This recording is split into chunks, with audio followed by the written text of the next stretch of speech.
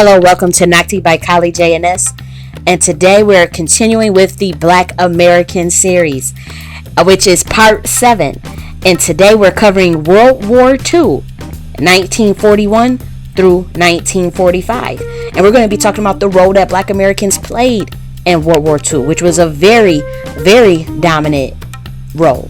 So let's begin. So as you know, the United States entered World War II in 1941. And during the war, Black Americans served bravely in the Army, Marine Corps, Navy, Air Force, and Coast Guard. But once again, they were subjected to segregationist policies. Black service members typically fought in segregated units and experienced racism both in and outside the military, but still made significant contributions to war efforts. Notably, the Tuskegee Airmen, a group of Black American men who volunteered for the first flight training program at Tuskegee Institute. They became the first Black military aviators in the U.S. Armed Forces. They were recognized for their exemplary performance throughout the war and are considered to have influenced the integration of the military in 1948. Despite their contributions and sacrifices, the Tuskegee Airmen, along with other Black American veterans, returned home to a deeply segregated society.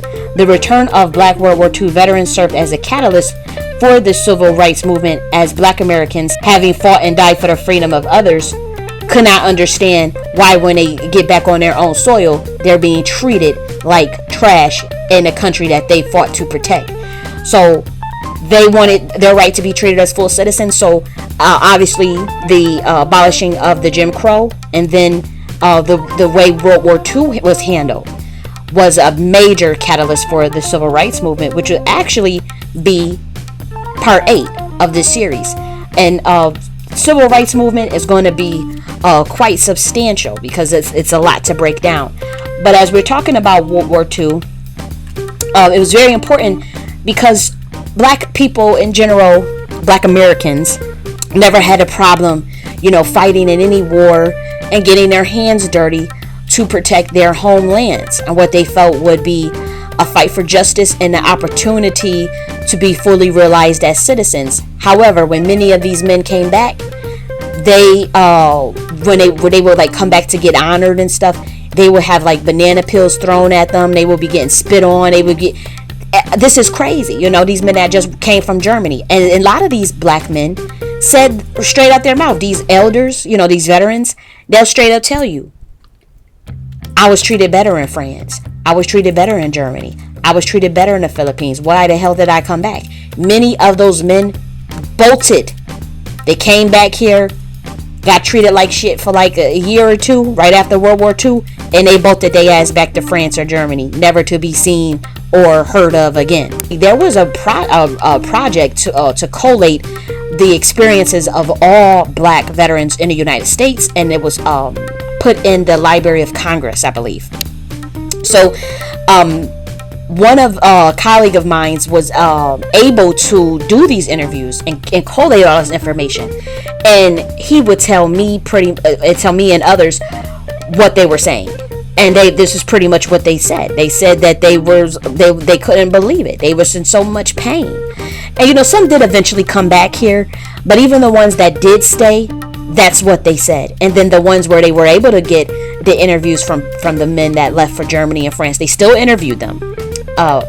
And they pretty much said that they could not believe the amount of racism that they could experience in they homelands, just off of something so minute such as skin color.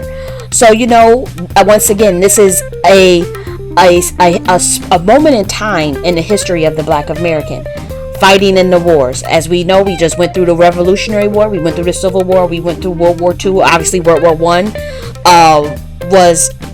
we had participation in World War I as well, but not as much as World War II. World War II is actually the catalyst for the civil rights movement, because there's so many reports of how these men and women were treated. And as we know, World War II changed the history of the entire global atmosphere. This is what catapulted America as a superpower, So if it was not for the Black American, wanting to participate in these wars and wanting to get aviation skills and stuff, who knows what could have happened? Because us fighting in these wars showed our humanitarianism. It showed our willingness to protect and everything. And when Black Americans were going over to help Holocaust victims and going to Germany and all these things, they showed their humanitarianism and gleefully wanted to help those people, get out of that situation that they were dealing with in Germany, only to come home and get spit on, beat, still have the Ku Klux Klan try to run up in their house, and they didn't even get their veterans benefits that they were supposed to be getting. So it was all type of janky little stuff that happened. So once again, this is our history. Again, it's more of the painful parts of it. Stay tuned, because we will get to more of our more uplifting parts of our history. But we have to understand everything that we went through as a people. Okay? So we're continuing with this series.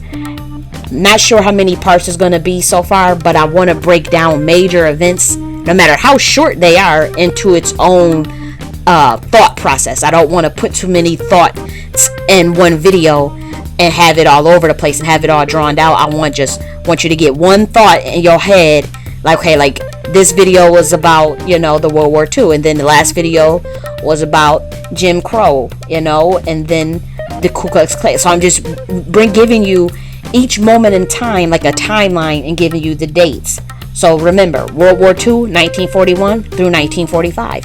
That is part 7 of the Black American series. And part 8 is going to be the Civil Rights Movement.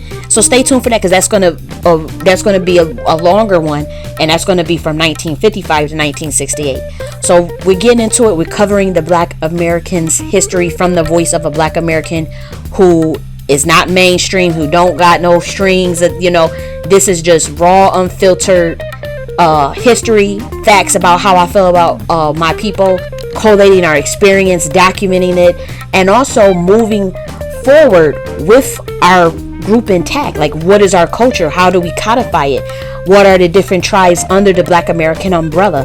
What does a Black American look like? What is a Black American? What is their culture today? What do they value?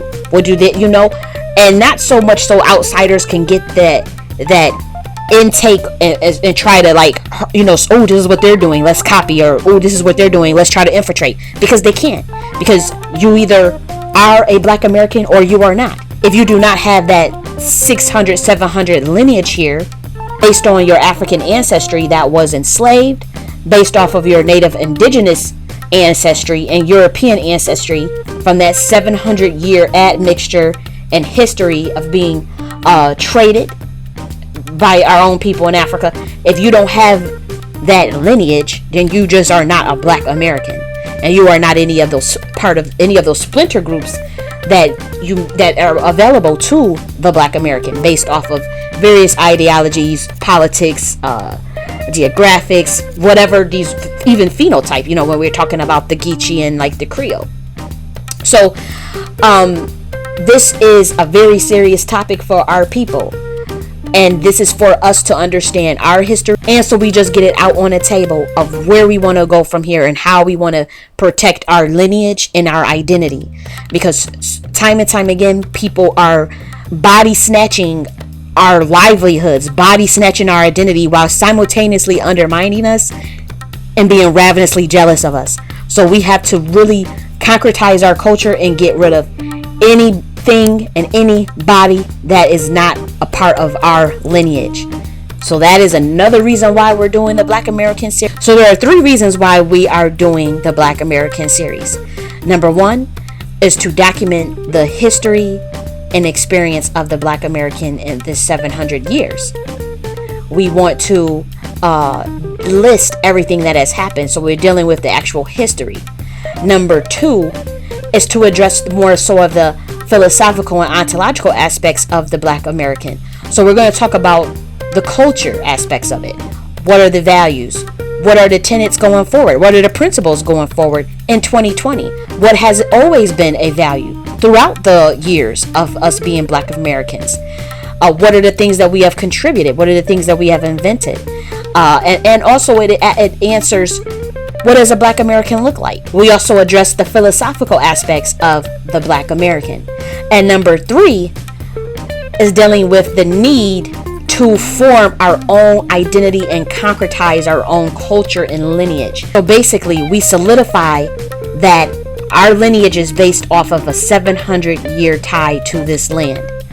And that is what a Black American is. We are addressing the need for our own culture and identity separate from the diaspora because of issues that we have been having with being undermined, with being disrespected, and dealing with people who want to steal aspects of our culture and body snatch our culture while simultaneously being ravenously jealous of us. So we're dealing with all of those things in this series. Even though we're going through the history first, the whole premise of this series was to shed light on the identity of the Black American, as well as upgrading the information that we have had over the last 100 years about Black Americans. So that is the reason why we are doing this series, addressing those 3 points that I just mentioned, and continue because we have a lot more information to get through. And I'm going to talk to y'all later. Bye.